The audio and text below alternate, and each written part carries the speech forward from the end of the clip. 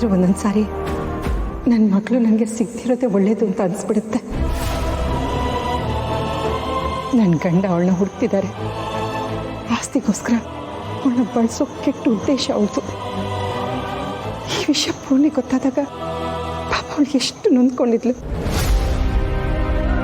ಅಂಥದ್ರಲ್ಲಿ ನನ್ನ ಮಗಳಿಗೆ ನನ್ನ ತಂದೆ ಆಸ್ತಿಗೋಸ್ಕರ ತನ್ನನ್ನು ಹುಡುಕ್ತಿದ್ದಾರೆ ಅಂತ ಗೊತ್ತಾದರೆ ಎಷ್ಟು ನೊಂದ್ಕೋಬೋದು.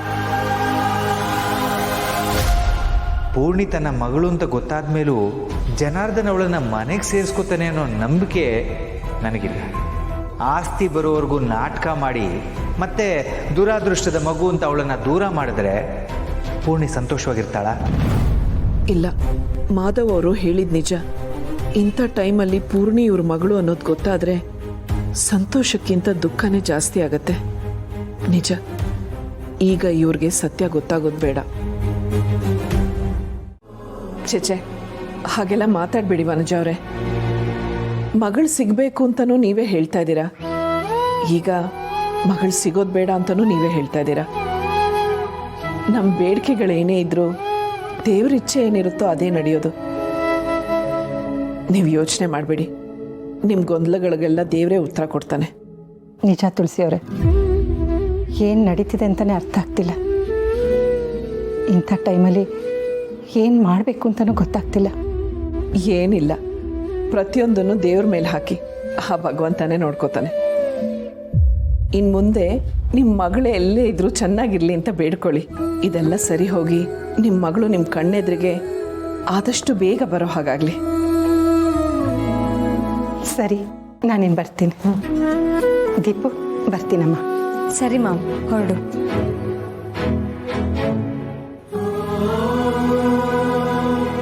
ಪೂರ್ಣಿನ ಹುಡುಕ್ತಾ ಇದ್ದೀರಾ? ಮಾಮ್, ನಂಗೆ ಸ್ವಲ್ಪ ಕೆಲಸ ಇದೆ, ನೀನು ಹೊರಡು.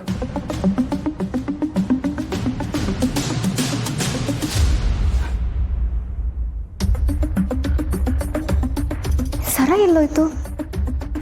ಎಲ್ಲಿಟ್ಬಿಟ್ಟೆ? ಬೆಳಗ್ಗೆಯಿಂದ ಕಾಣಿಸ್ತಿಲ್ವಲ್ಲ. ಸ್ನಾನಕ್ಕೆ ಹೋಗಿಂತ ಮುಂಚೆ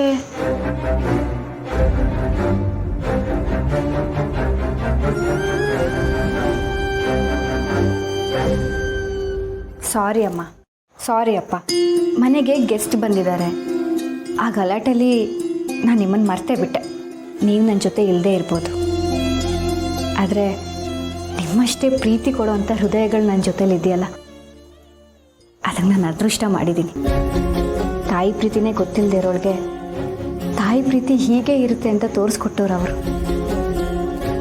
ಸರಿ ಸರಿ, ನಿಮ್ಮ ಜೊತೆ ಮಾತಾಡ್ತಿದ್ರೆ ಹೊತ್ತೋಗೋದೇ ಗೊತ್ತಾಗಲ್ಲ. ಬನ್ನಿ ಹೋಗೋಣ. ಪೂರ್ಣಿ, ಪೂರ್ಣಿ, ಬಂದೆ ಅಮ್ಮ.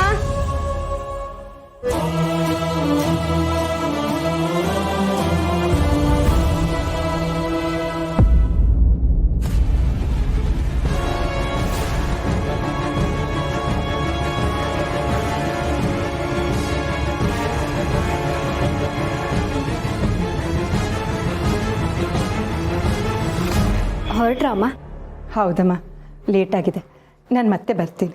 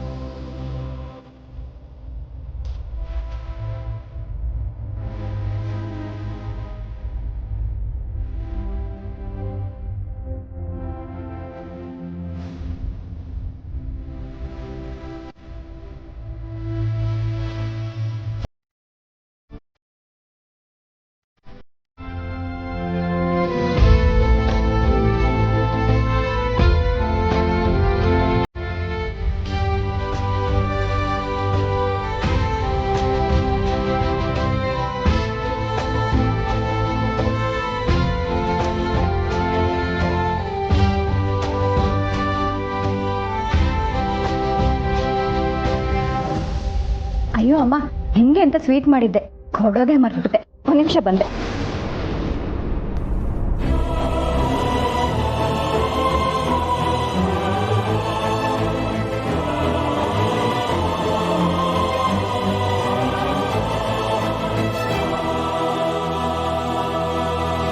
ತುಳಸಿಯವರೇ, ಇಲ್ಲಿ ನೋಡಿ, ನನ್ನ ಮಗಳ ಕತ್ತಲಿರೋ ಸರಾನು ಪೂರ್ಣಿ ಕತ್ತಲಿರೋ ಸರಾನು ಒಂದೇ. ಅಂದರೆ ನನ್ನ ಮಗಳು ಅದು ನಾನು ಮೊದಲು ನಿಮ್ಮ ಮಗುವಿನ ಫೋಟೋ ನೋಡಿದಾಗ ನಾನು ಹಾಗೆ ಅಂದ್ಕೊಂಡಿದ್ದೆ. ಈ 2 ಸರದ ಡಿಸೈನ್ ಒಂದೇ ಅಷ್ಟೇ. ಪೂರ್ಣಿಗೆ ನಾನೇ ಈ ಸರ ಮಾಡಿಸ್ಕೊಟ್ಟೆ.